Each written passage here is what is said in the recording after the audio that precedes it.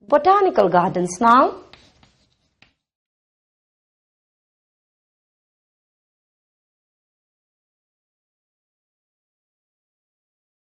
Botanical gardens, they are scientific plant institutions for the collection of living plants. Yes, you're getting that. In the herbaria, we stored pressed, dried plants. But here in the botanical garden, there is collection of living plants. That's why they are also going to be known as living herbarias. Let's write it down. They are scientific plant institutions for collection of which plants? Yes, living plants. That's why they are also going to be known as living herbaria. Got this? Now in the botanical gardens, the plants which are grown, they are from different geographical areas as well as they are of different types. Different types and from different areas. In the botanical gardens, also the labeling of plant is performed. Yes, the plants which are grown here, they are also being labeled. In the labeling, you will provide vernacular name,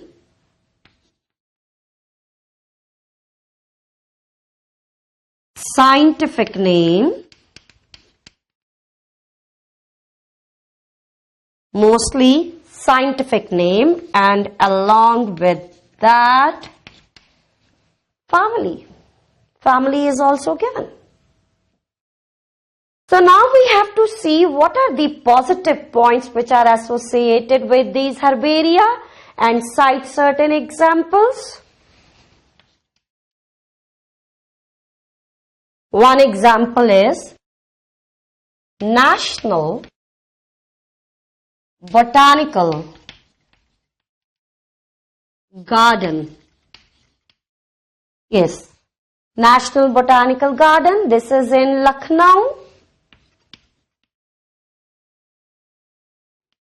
India. Next one, Indian Botanical Garden. This is in Havra, India. Now, what are the uses? What are the significance associated with botanical gardens?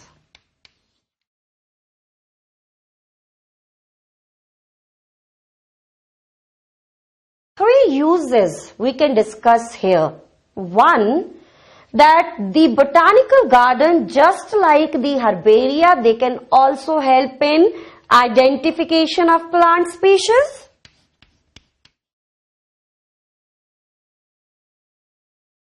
Help in identification. Along with that, they will also provide the raw material for the research purpose, like the seeds which are required for the research purpose, for the scientific research. This raw material that can be obtained from botanical gardens. So they provide raw material for research purpose.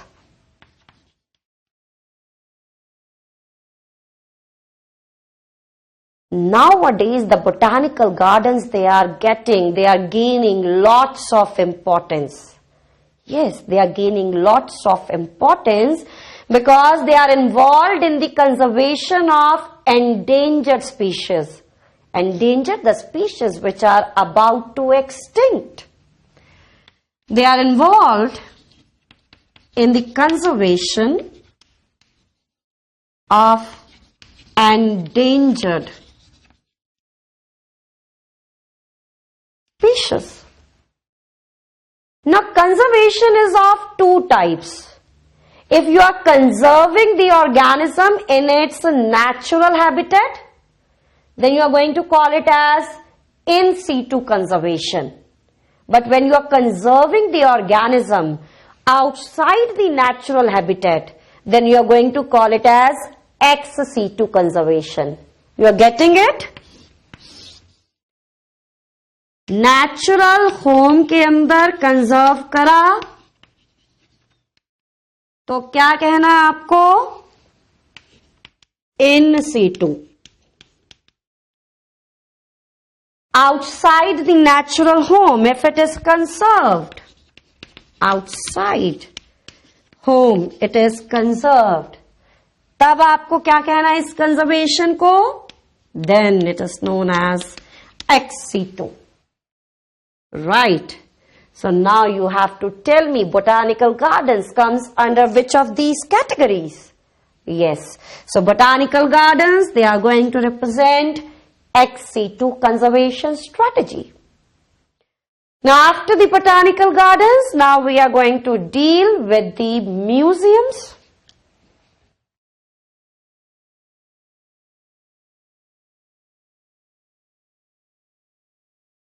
Now museums. Museum, they have collection of both preserved plants as well as animals for study and reference. Yes.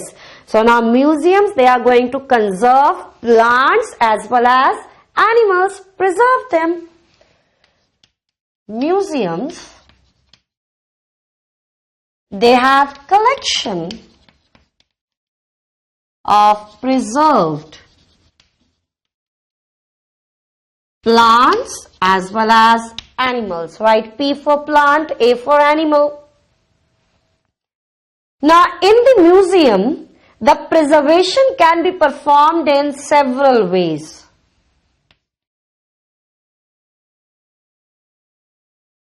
Can be performed in several ways.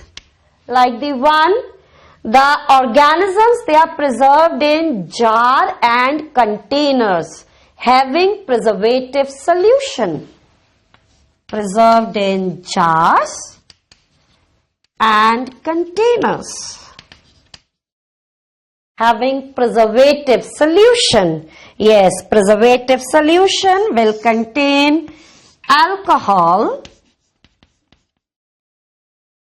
and formalin. Along with that, insects. Insects, they are killed, they are dried, and they are then pinned in the boxes. So it means the dried specimen, they can also be kept in the museum. So this is for insects. Insects, they are killed, then they are dried, and after that they are pinned in insect boxes. Museums, they are also going to preserve animals in the form of skeletons. Along with that, in the museum, the animals which are larger in size, for their preservation, first these animals, they are stuffed. Large animals, they are stuffed and then preserved. Are you getting that? Yes. Why the stuffing of the animal is done? Stuffing of the animal is done so that the shape of the animal is maintained. Shape is maintained due to which identification of the organism is easier, right? So the preservation is performed in several ways in the museum. Let's write one name here for the museum, that is National Museum of Natural History. Yes, please write the full form. National Museum of Natural History. This is in Delhi. Now after the example, let's write some significance.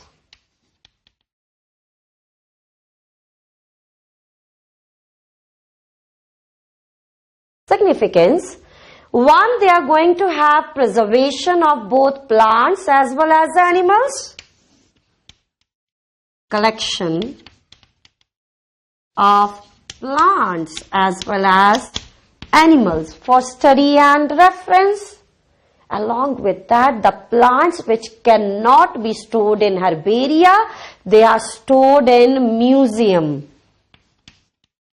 Plants cannot be stored in herbaria are stored here, like algae. Algae is there, then the gymnosperms. In the gymnosperms, the reproductive structure, they are known as cones. They are of large size, they are woody. So these woody structures, they are preserved in the museum. After that, now we are going to deal with the zoological park, that is zoos.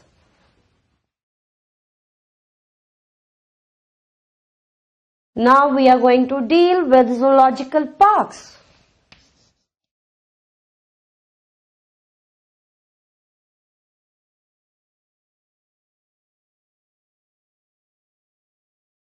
In zoological parks, wild animals, they are kept in protected environment under human care. So now here, wild animals are kept in protected environment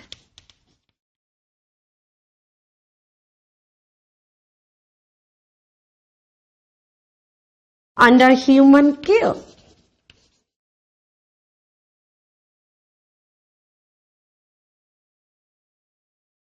Now the conditions which are provided to these animals, it is almost similar to the conditions in their natural habitat. जो यहाँ पर condition इनको provide करी जाती है, वो condition almost similar है, जो condition present होती है इनके natural home में, natural habitat में. So they are provided with conditions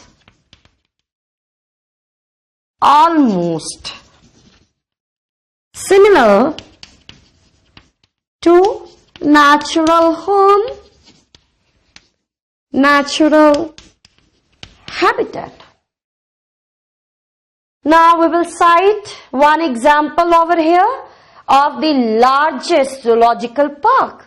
So can you tell me where the largest zoological park is situated? Yes, it is situated in Africa. That is the Kruger Park. Yes, largest zoological park is in Kruger. That is South Africa.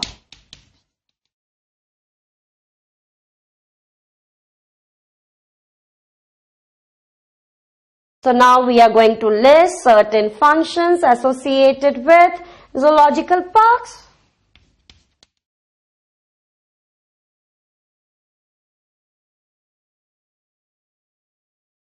Now, just like the botanical gardens, they are also involved in the conservation of endangered species. Yes, so it means again they are going to fall in what type of conservation strategy? It's ex situ conservation.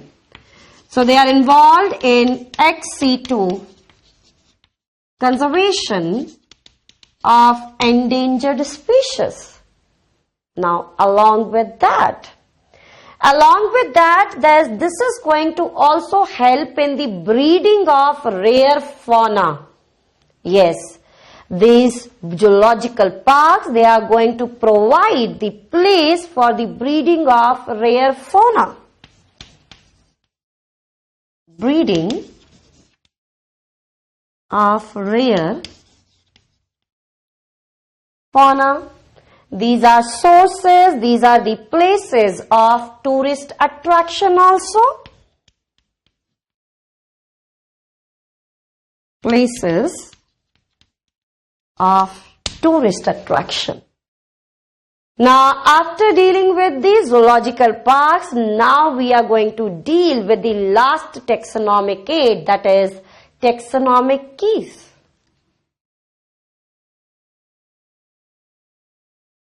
So now we have to start with taxonomic keys.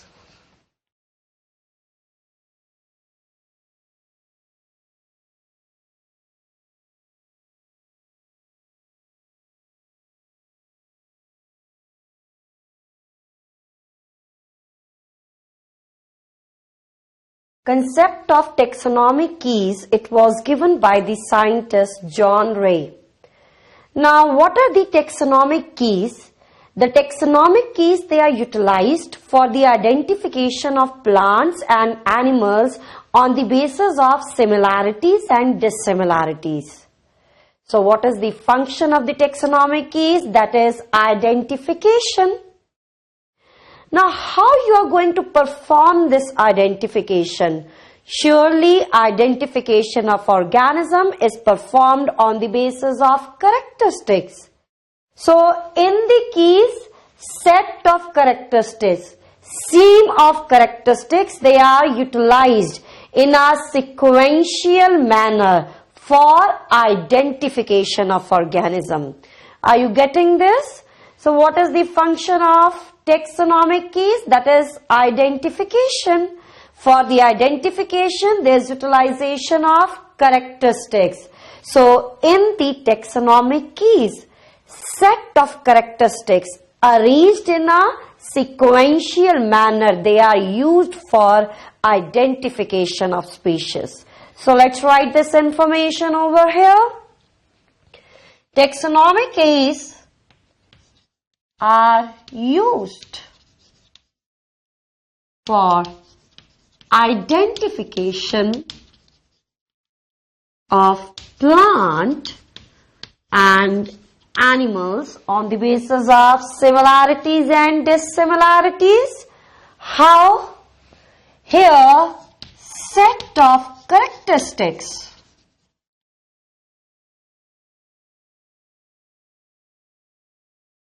Set of characteristics arranged in a sequential manner.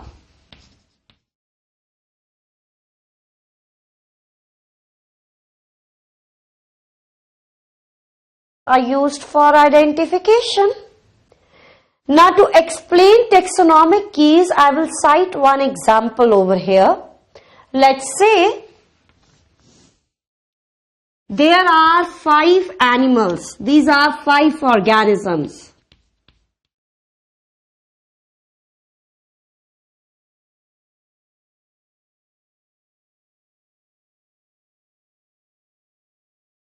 ये 5 animals हैं और इन 5 animals को हमने identify करना है और identification के लिए we have to use taxonomic keys. So for the identification of these animals, surely there is utilization of characteristics. Let's say the first characteristic which is utilized in the key, that is external ears. First character, that is external ears. Either the external ears, they are present, or external ears are absent.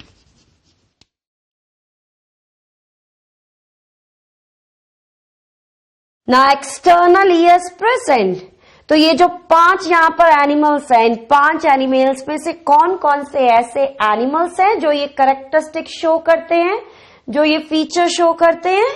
Yes, among these 5 animals, one it is bat, another one is cat, which are going to possess external ears. So you can write it down here, bat and cat. And in rest of the 3, that is frog, fish and bird, external ears are absent. Frog, fish bird. So you have seen here that on the basis of this first characteristic, I have divided these 5 animals into 2 groups. So in the same way, I will keep on adding the characteristics so that the better identification of these animals can be there. So this is main character.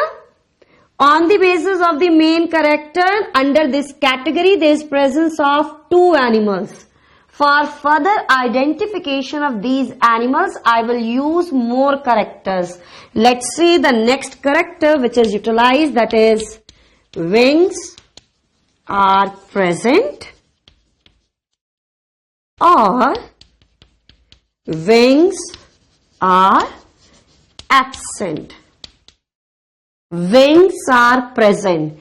तो इन दोनों animals के अंदर किस में से wings present है? That is bat. So this category is going to be bat.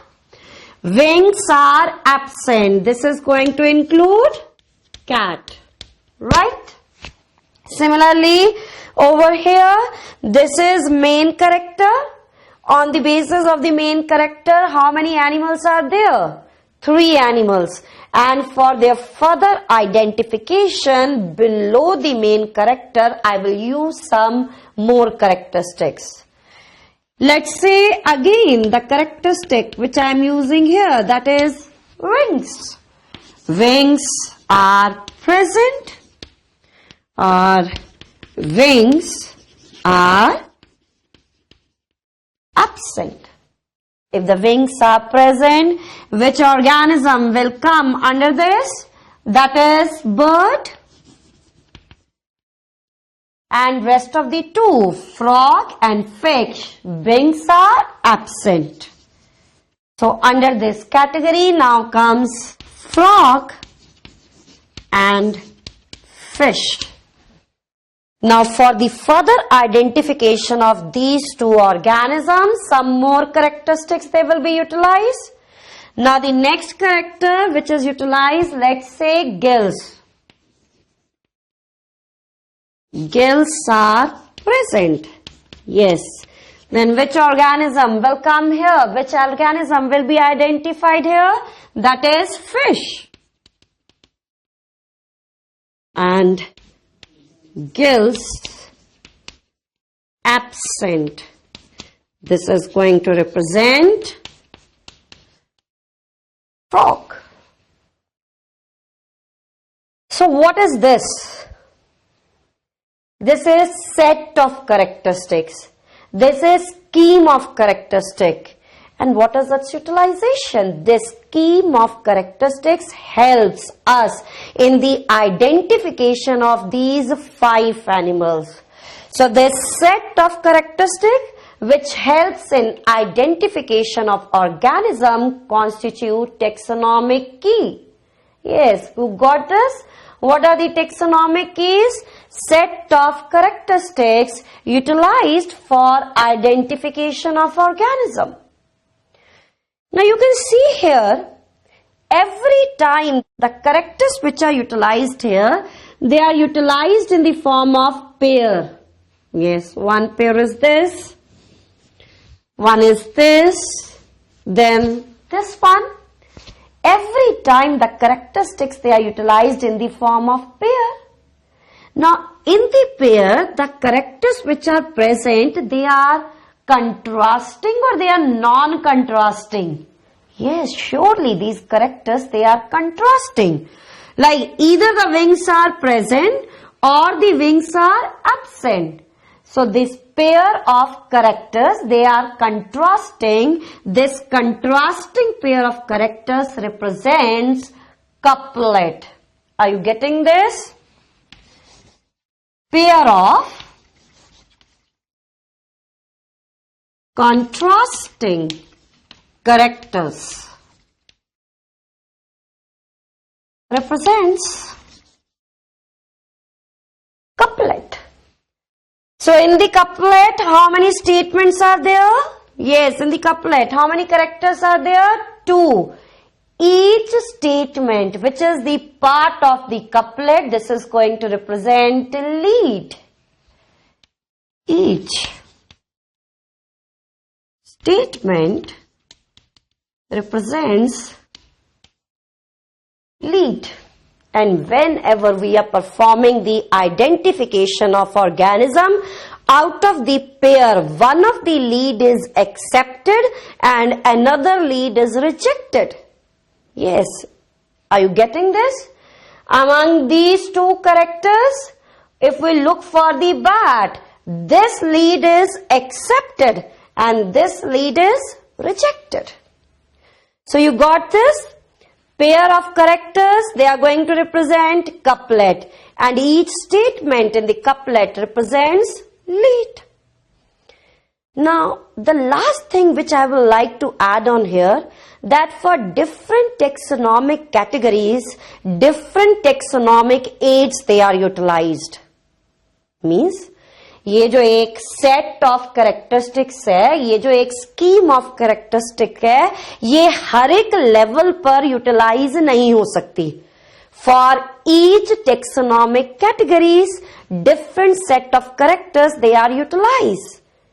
So for each taxonomic categories, different taxonomic aids are there. So the concept of taxonomic keys is very much clear to all of you. So this is all about this chapter. In this class, we have studied some part of taxonomic hierarchy, then types of species, and in the last, we studied taxonomic aids. So in the next class, we will be starting with the new chapter, that is biological classification. Thank you so much.